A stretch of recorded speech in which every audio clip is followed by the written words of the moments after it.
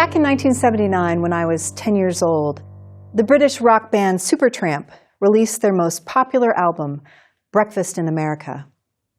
I bought the LP at my local record store, mostly because of the cool album cover, which made it seem like I was looking at New York City through the window of an airplane, except that this particular Manhattan skyline had been reimagined in the form of coffee cups, saucers, salt and pepper shakers, an egg carton, and a big breakfast plate with toast and pancakes and eggs sunny side up. Once I took the album home, I wound up loving the music.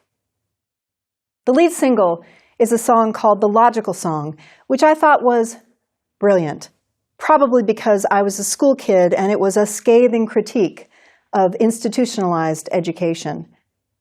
The Logical Song tells the tale of a boy who once thought the world around him was miraculous, beautiful, and magical. But once he's sent off to school, the wonder is drummed out of him by teachers who insist that he be sensible, logical, responsible, and practical. When the boy grows into a man, he realizes that he's nothing more than a cog in society's wheel, clinical, intellectual, cynical. He's been stripped of his creativity and joy. In the chorus, the man asks, "Please tell me who I am." So, while it might seem as though I'm stretching things a little, Supertramp's Logical Song is a pretty good distillation of the tensions between two highly influential movements in Western thought and culture. These movements are the Enlightenment in the 17th and 18th centuries and Romanticism from the early 19th. What I mean is that the Logical Song does a good job of sizing up the conflicts between those who believe in thinking and those who argue for feeling. Descartes told us, cogito ergo sum, I think, therefore I am. And this pretty much sums up the Enlightenment. In the Supertramp song, school teachers indoctrinate the boy into Enlightenment ideas and methods. It's the fact that he's learned how to be sensible, logical, and practical that defines who he is. Yet, to experience the world as he did when he was young, spontaneously, a life of miracles and magic, is to be a romantic. And romanticists embrace a creed quite distinct from that of Descartes. Instead of cogito ergo sum, I think therefore I am, we might call it sentio ergo sum, I feel, therefore I am. Today, we're often told that we need to feel more and think less. Now, it's true that we tend to value reason when it comes to the logic of a lawyer's arguments or the forensic clues a detective follows in a murder case. And the whole idea of STEM education teaches the importance of science, technology, engineering, and math. At the same time, most of us tend to practice the basic principles of romanticism when we're trying to discover who we really are. When you go on a spiritual retreat or hike the Appalachian Trail or practice yoga or try some other means of finding yourself, well then you too may well be something like the clinical, cynical boy in the Supertramp song who pleads for help in figuring out who he is. As essay writers, it's essential that we be thinkers and feelers, or in the words of Aristotle, that we develop artistic proofs of both logos and pathos, meaning rational and emotional appeals. Logos brings reason, and pathos brings empathy to our essays. Logical appeals can improve an essay's plausibility. At the same time, we writers don't want to have to sacrifice beauty or magic in paying homage to reason and sense. In other words, despite what the Logical Song says, logos or reason is not inherently soul-killing. So whether we are trying to be humorous or heartrending, the reader must believe that we are reasonable if our points are to shape or change a reader's mind. What I'm suggesting is that you might want to turn to sources other than yourself, Aristotle's non-artistic proofs, such as interviews, data, quotations, or photographs, in order to appear reasonable. This strategy incorporates other people's knowledge and lends objectivity to what you write. Of course, There are also artistic proofs that come from within you, from your expertise gained through observation and experience, as well as from feeling and thinking.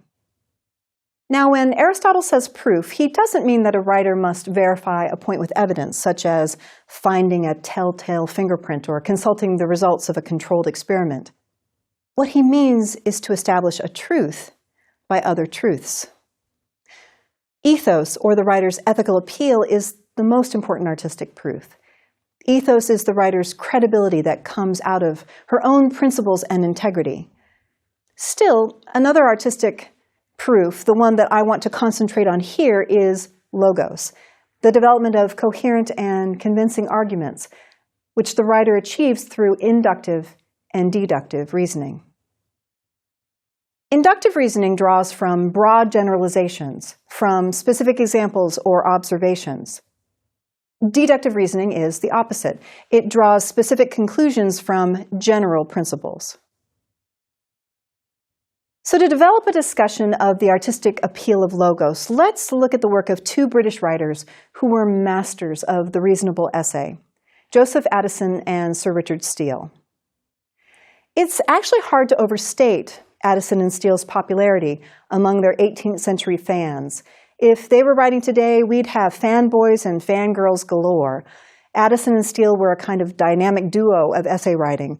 They were the darlings of their reading public in London and beyond, and they were particularly brilliant in their use of complex logical appeals.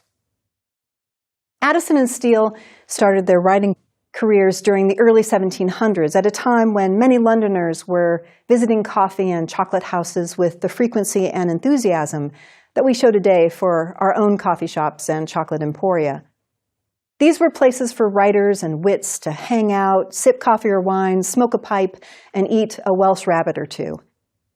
A modern analogy comes to mind: a group of hipsters with their moleskines in their pockets, sipping $5 lattes and listening to each other slam poetry.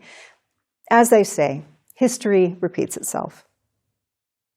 In Addison and Steele's time, the best known of these places was White's Chocolate House, an exclusive establishment where people had to be members of the gentry to get in.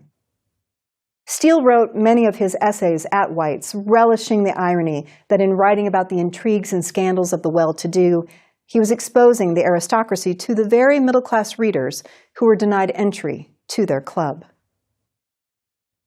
In 1709, Steele started a journal called The Tatler, in which he, along with Addison, published essays about English society. 2 years later, the pair launched another journal, this one called The Spectator, this time with a fictional narrator who was part of an imaginary group known as the Spectator Club, a group that turned society watching into a spectator sport. And even though the Tatler and the Spectator were dismissed by some as gossip rags, mere tobacco papers in the idiom of the time, both publications became instant hits. Addison and Steele were the tastemakers of the moment, and the essay was their medium. The two often wrote about what it meant to be civilized, how to dress, eat, think, and converse like people of manners. One such essay is Addison's The Trial of the Petticoat, a persuasive piece that argues against the fashion of enormous hoop petticoats that were all the rage at the time. It ran in the Tatler and follows an inductive line of reasoning. Now, before I delve into this deliciously witty essay, let me take a moment to define more precisely what I mean by inductive reasoning. Induction moves from particular information, pieces of evidence, or case studies to a more general conclusion. It's the same process that Sherlock Holmes uses to sum up a man's character by looking at the stains on his waistcoat. It's also the basis of the scientific method, which starts with specific data or experiments to arrive at more broad-based theories and explanations. If you throw an apple into the air 99 times, you can induce that on the 100th time it will fall to earth again. The obvious conclusion is that the force of gravity is doing its work. Hence, Sir Isaac Newton's discovery of the law of universal gravitation. But whether it's Newton or Sherlock Holmes or Joseph Addison, inductive reasoning requires the thinker to make what's called an inductive leap. No matter how many pieces or examples of data you gather, at some point, you too will make an inductive leap from particular instances to more broad-based conclusions. And even then, the validity of your conclusion is only probable, based on the evidence you have gathered. So in working through an inductive argument, you must be convincing in how you build the essay's case. Let me add that a reasonable essayist, even when building an inductive case, does not have to be serious. In the essay about the petticoat, Addison starts by creating a fictitious legal proceeding. He calls his own house a court, himself a judge, and the stylish woman whose extravagant petticoat he's scrutinizing, the criminal. However, as this mock trial is about to begin, the defendant can't fit through the front door of Addison's house or court. In order to get her inside, he asks that she be stripped of her encumbrances till she be little enough to enter. Now, of course, Addison doesn't mean the woman should enter in nothing but her skivvies. He just means that she should remove her hoop petticoat so that she can step through the door. Addison then has her petticoat hoisted all the way to the ceiling. The garment, he writes, now covers the whole court with a kind of silken rotunda. Obviously, readers aren't supposed to be taking Addison literally. His essay is a little like a Saturday Night Live skit in which ridiculousness is the norm. He's clearly exaggerating the hugeness of the petticoat that now doubles as a canopy. And yet, 18th century hoop petticoats were uncommonly large, exaggerating women's hips to the point of ridiculousness. They were enormous, complex, and pricey, and they made it difficult, sometimes impossible, for fashionable women to get through doorways, in and out of chairs, or up and down stairways. And since hoop petticoats weren't comfortable, cheap, or convenient, they were meant, more than anything else, to symbolize the wealth and status of the wearer. Addison strikes at the heart of such quixotic fashions. He asks the defendant why she would wear such a crazy thing. She answers that she wore it for no other reason, but that she had a mind to look as big and burly as other persons of her quality. That if she laid it aside, people would think she was not made like other women. In other words, she felt peer pressure and succumbed to the hoop petticoat fashion. Having now introduced the main point of his essay, which is whether it's truly civilized to wear impractical clothing in the name of fashion, or whether this practice is tacky and should be avoided, Addison puts forward arguments on both sides of the issue. The first to present their case are the unnamed counsel on behalf of the petticoat and its wearer. The petticoat bar, as Addison calls this group, contends that such undergarments serve the owners of British woolen mills, since they must produce more wool to meet the popular demand. Next, it is noted that rope manufacturers also profit, since petticoats are interwoven with numerous cords. Third, since the petticoats are stiffened with whalebone, whalers obviously make more money as well. These three arguments follow an inductive reasoning, demonstrating how hoop petticoats support the wool, rope, and whalebone industries.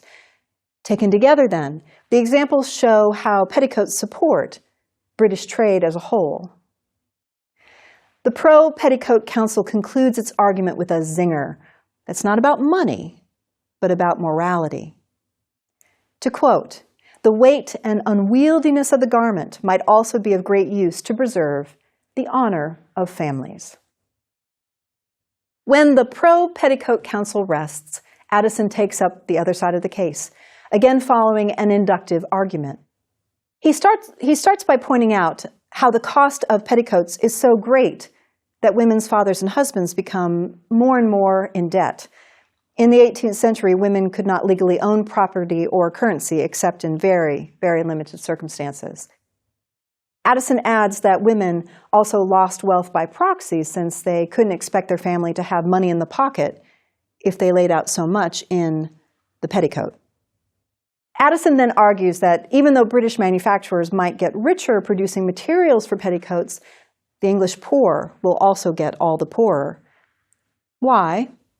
Because old dresses will no longer be handed down to the poor, but will be cut up and made into even more petticoats for the rich. And Addison concludes by saying that while petticoat virgins might not be easily seduced, the resulting sexual frustration would be too successful in leaving some young women unmarried, and thus the nation bereft of children. So, rather brilliantly and humorously, Addison touches on each of these particulars to address the two main points of his challengers, that hoop petticoats add to the nation's wealth and that they protect women's virtue.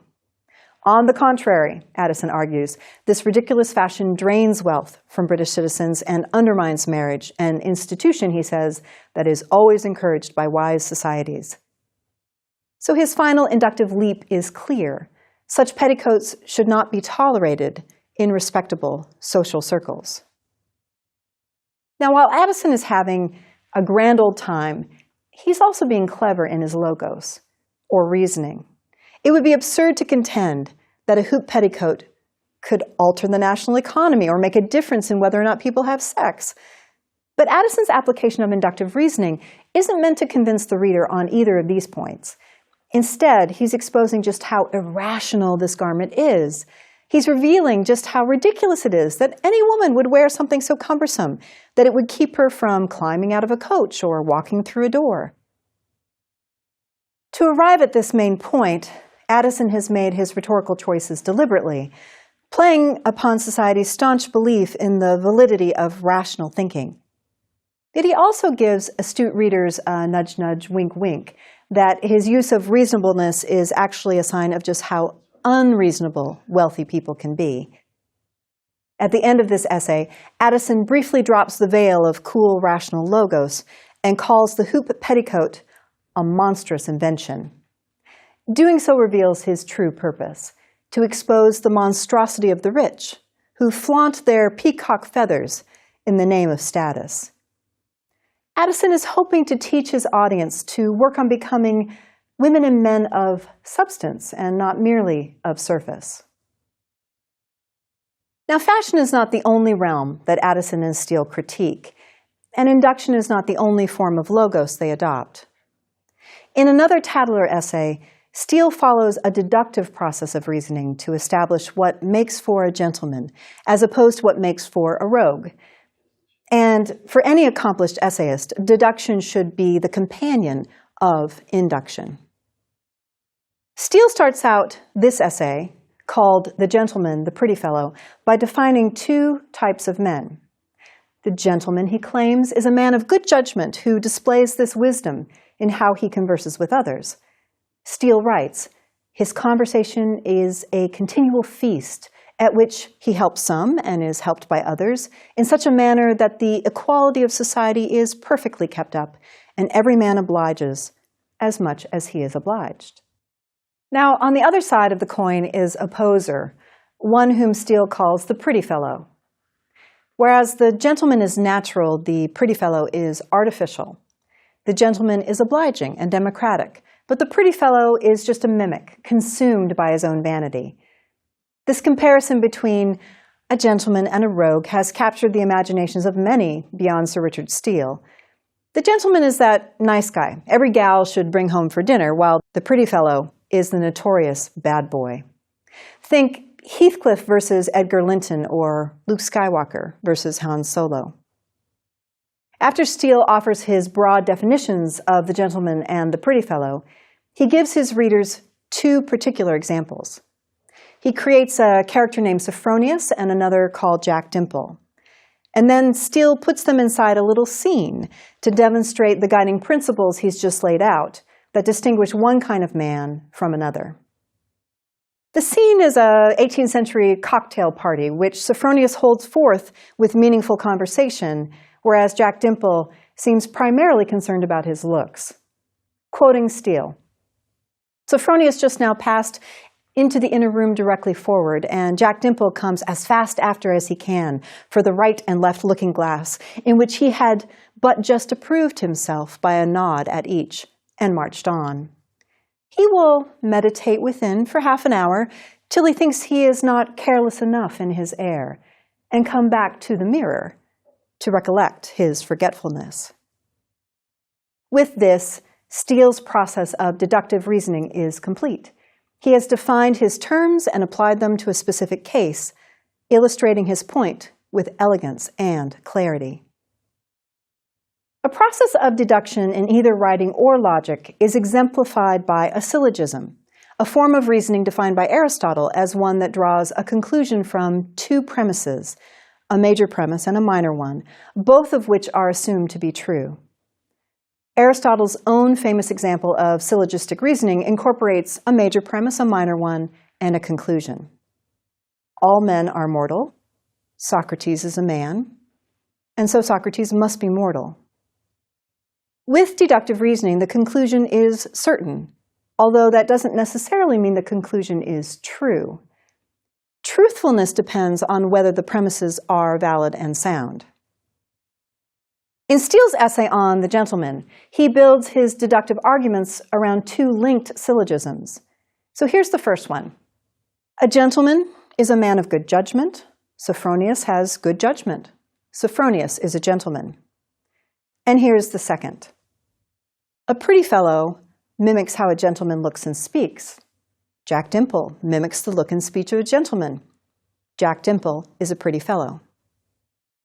So if it's true that gentlemen have good judgment, and it's also true that Sophronius possesses this trait, then it must be accurate to conclude that Sophronius is our gentleman. But it's easy to see how this kind of reasoning can be manipulated. For one thing, who's to say what counts as good judgment, or bad? And how could anyone possibly know for sure that Sophronius isn't merely impersonating other men, putting on a performance of good judgment in how he looks, acts, and speaks? Wouldn't it be possible that Sophronius is actually the pretty fellow, and that he's just a whole lot better than Jack Dimple at hiding it? The difficulties and potential dangers of deduction become all the more obvious if you consider how syllogistic reasoning has facilitated such horrors as slavery and the Holocaust. Adolf Hitler built his final solution around a deductive process, asserting that Aryan people constituted a master race, that Jewish people weren't of this race, and therefore that Jewish people were inferior and should be exterminated. In turn, American slaveholders made similar arguments. Their logic was that whites were real people, whereas blacks were closer to animals. So blacks shouldn't be considered human beings. For those of us who write essays, then, it's important to understand that logos is a tricky business. Deductive reasoning can often start from a false premise and arrive at a false conclusion, because a writer's prejudices can keep us from seeing the whole picture. And if deduction or induction are used for ill ends, or employed in a cold, calculating manner that disregards the consequences, logos can actually be incredibly dangerous. Sir Richard Steele was part of England's privileged class. He was knighted in 1714 and served as a member of the British Parliament. And although he struggled with personal debt over his lifetime, he was never poor. He had access to people and places of great power. So it's not that surprising that Steele would define a gentleman as someone who is inherently obliging and wise. Steele goes so far as to call the gentleman an example of the height of good breeding, meaning that he believed good men were born and not made. As a result, it could be argued that Steele was flattering himself and members of his own tribe in holding up Sophronius as a better man than Jack Dimple. And the other thing is this: Steele's readers were mostly middle-class Jacks. So Steele uses deductive reasoning to make an argument that was consistent with his own bias. And in creating a potentially false logos, he also undermines his own ethos or authorial credibility. I want for us to consider these problematic aspects of logos more closely by looking at an essay by a man who might be called a modern-day Addison or a contemporary Steele. The writer is the late David Foster Wallace. The essay is titled Tense Present, and the journal is Harper's Magazine. Just as Addison and Steele understood how the essay could turn highbrow culture into a public commodity, David Foster Wallace did much the same thing in Tense Present, a piece that grappled with controversies over English language use. And just as Addison and Steele came to define what counted as culture in their own time and place, David Foster Wallace is often touted as an arbiter of modern American culture. He's been labeled a turbulent genius and a tragic prophet of the meaning of life. There are many who claim to be fans of David Foster Wallace, but I have to admit, I'm not one of them. In part, I'm not a fan of Wallace because I don't think he has a compelling ethos. While Addison and Steele were sometimes patronizing and often snobby, they were also consistently humorous in how they wielded their wit. Even more, they were willing to take down members of their own tribe. By comparison, while I don't think there's any question that Wallace was a contemporary genius, his brilliance is a bit exhausting, and his ethos is too often condescending or even hypocritical. So why should I talk about Wallace's essay tense present?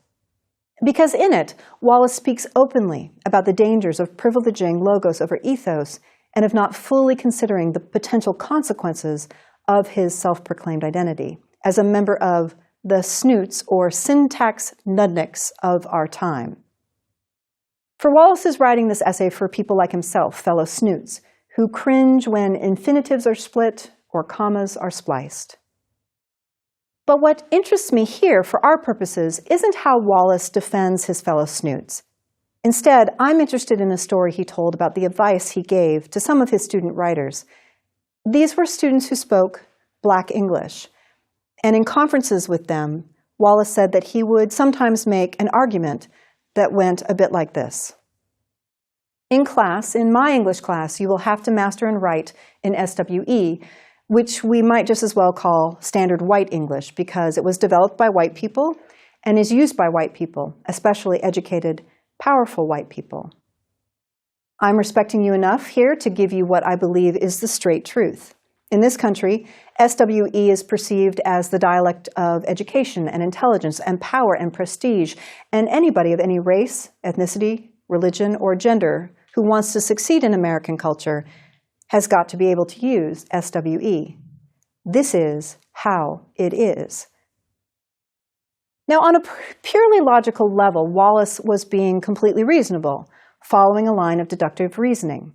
He offers a major premise, that standard written English is the dialect of the American elite. Then he gives a minor premise, that his Black students often speak and write in their own dialect, meaning standard Black English, or SBE.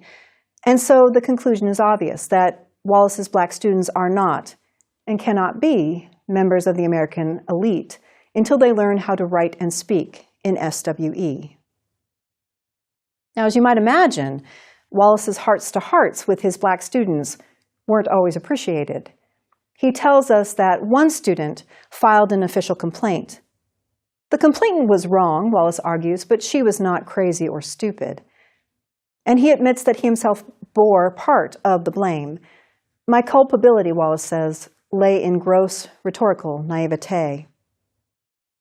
He then writes the following. I'd seen my speech's primary appeal as logical. The aim was to make a blunt, honest argument for SWE's utility. I think I anticipated not just acquiescence, but gratitude for my candor. The problem I failed to see, of course, lay not with the argument per se, but with the person making it, namely me, a privileged WASP male in a position of power, thus someone whose statements about the primacy and utility of the privileged WASP male dialect appeared not candid and true, but elitist, high-handed, and racist. So here, Wallace makes a crucial point that we all need to keep in mind. Our logos never presents itself in a cultural vacuum. As Wallace explains, rhetoric-wise, what happened was that I allowed the substance and style of my logical appeal to completely torpedo my ethical appeal. And he's exactly right.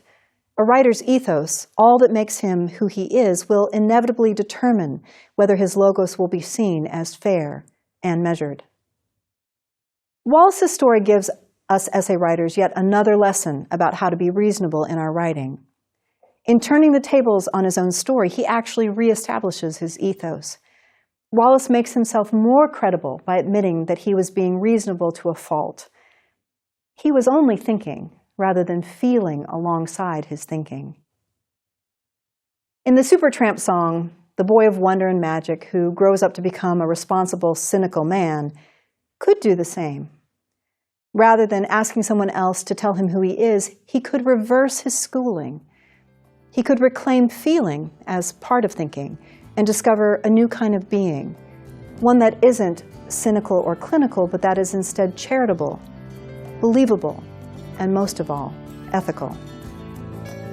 It's a tall order, yes, but I believe it's possible, workable, and yes, achievable.